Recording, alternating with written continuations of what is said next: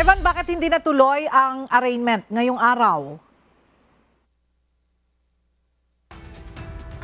Ela, dahil yan sa sari-saring motion na inihain ng kampo ni dating Senador Ramon Bong Revilla Jr. at ilan sa mga kapwa-akusado nito. Nakatakda sanang gawin ngayong umaga ang arraignment o pagbasa ng sakdal maging ang pre-trial para sa 7 akusado na umano'y sangkot sa 92.8 million pesos flood control project sa Pantic, Bulacan. Ngunit ipinagpaliban ito ng Sandigan Bayan 3rd Division dahil nais muna nilang resolbahin ang 7 mosyon na inihain ng depensa.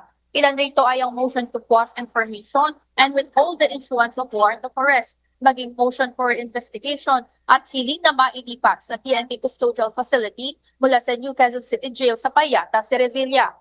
Ilan ito sa inihain ng kampo ng dating senador dahil hindi umano nabigyan ng due process ang dating senador. Bunsod ng mga nakabinbing mosyong nakahain sa korte, hiniling ng defense team na huwag munang ituloy ngayong araw ang arraignment at pre-trial para sa mga akusado.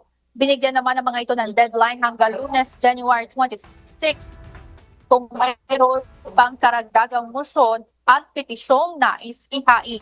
Pinasasagot o pinagkukomento naman ang prosekusyon sa mga inihaing motion hanggang sa darating na Miyerkules, January 28. Samantala, nireschedule ang arraignment at pre-trial para sa kasong malversation sa February 9 alas 8:30 ng umaga.